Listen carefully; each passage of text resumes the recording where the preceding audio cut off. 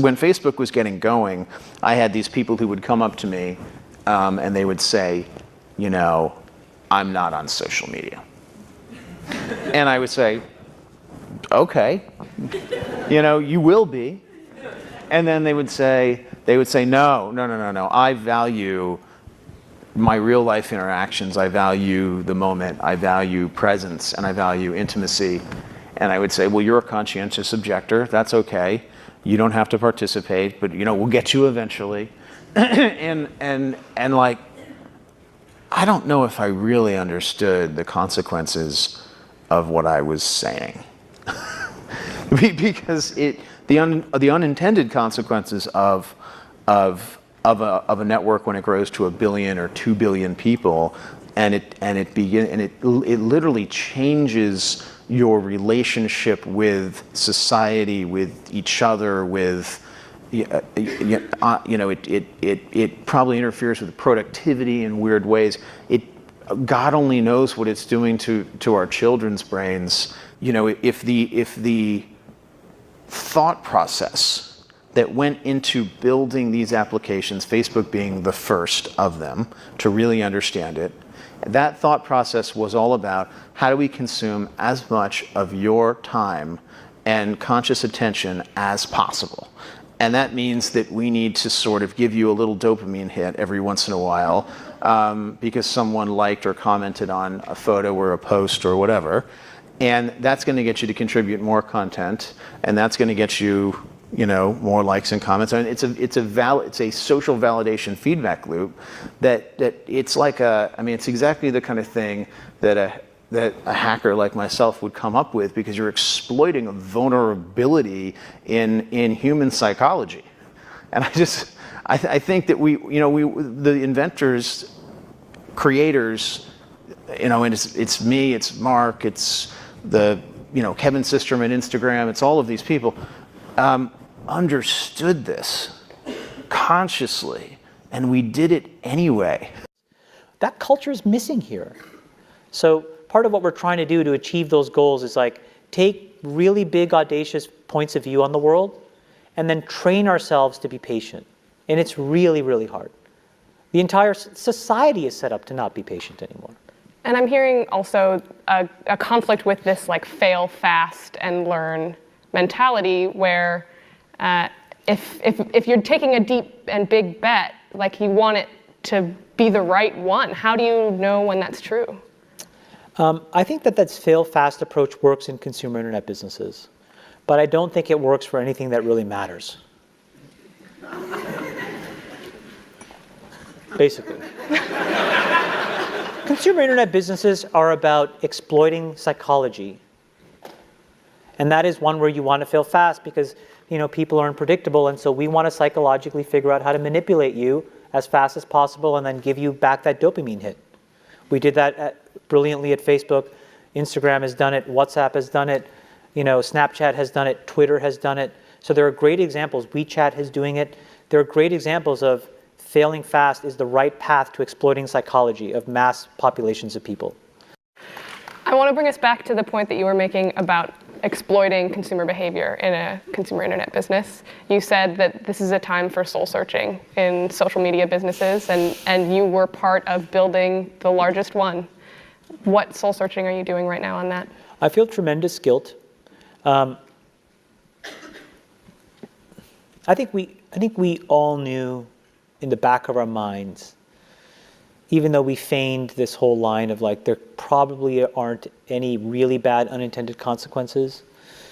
I think in the back, deep recesses of our minds, we kind of knew something bad could happen. But I think the way we defined it was not like this. It literally is a point now where I think we have created tools that are ripping apart the social fabric of how society works. That is truly where we are. And I would encourage all of you as the future leaders of the world to really internalize how important this is. If you feed the beast, that beast will destroy you. If you push back on it, we have a chance to control it and rein it in. And it is a point in time where people need to hard break from some of these tools and the things that you rely on.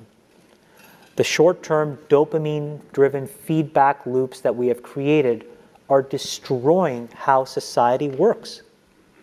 No civil discourse, no cooperation, misinformation, mistruth. And it's not an American problem. This is not about Russian ads. This is a global problem.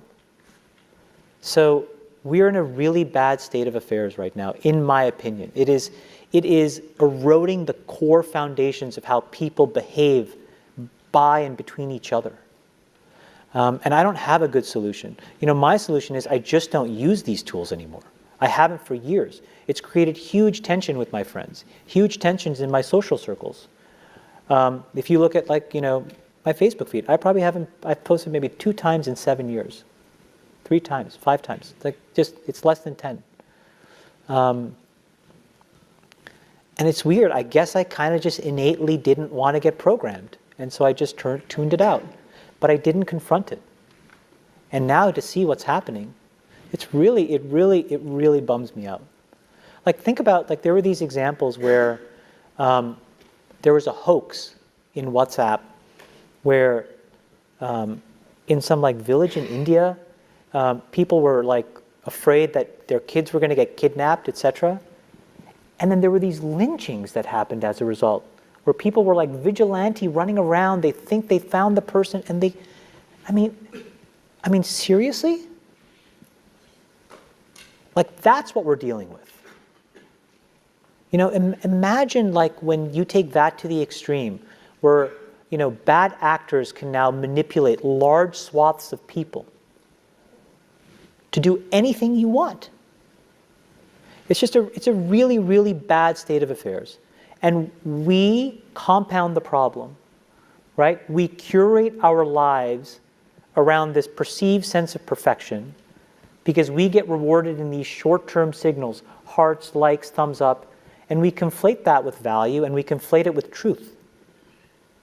And instead what it really is fake, brittle popularity that's short-term and that leaves you even more, and admit it, vacant and empty before you did it. Because then it forces you into this vicious cycle where you're like, what's the next thing I need to do now? Because I need it back. Think about that compounded by 2 billion people. And then think about how people react then to the perceptions of others. It's really bad. It's really, really bad. It sounds like you're taking deep personal responsibility also in being a part of it. I did a great job there, and I think that business overwhelmingly does positive good in the world. Where I have decided to spend my time is to take the capital that they rewarded me with and now focus on the structural changes that I can control.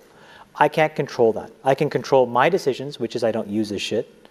I can control my kids' decisions, which is they're not allowed to use this shit. And then I can go focus on diabetes and education and climate change. And that's what I can do.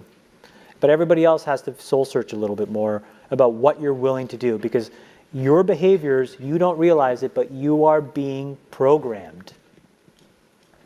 It was unintentional, but now you got to decide how much you're willing to give up, how much of your intellectual independence. And don't think, oh yeah, not me, I'm fucking genius, I'm at Stanford.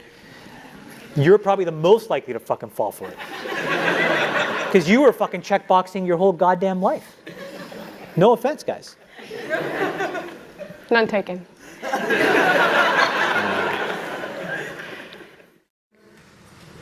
Slow and steady against hard problems. Start by turning off your social apps and giving your brain a break. Because then you will at least be a little bit more motivated to not be motivated by what everybody else fucking thinks about you. Do you know what I'm saying?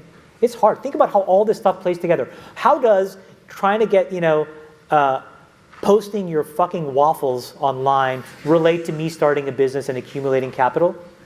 This is wiring your brain for super fast feedback. It's the same brain you're using to build a company. Don't think they're not the same. Do you know what I'm saying? No? Yes? No? Yes! Yes, right? You have one brain. So you're training your brain here, whether you think it or not, whether you know it or not, whether you acknowledge it or not. Acknowledge that these things where you're spending hours a day are rewiring your psychology and physiology in a way that now you have to use to go and figure out how to be productive in the commercial world. So if you don't change this, you are going to get the same behaviors over here. Change this. There's a reason why Steve Jobs was like anti-social media. I am telling you I'm not on these fucking apps. I'm not him by any stretch of the imagination. But I am proactively trying to rewire my brain chemistry to not be short-term focused. I'm telling you they're linked. Chamath, thank you so much for being here and enlightening all of us.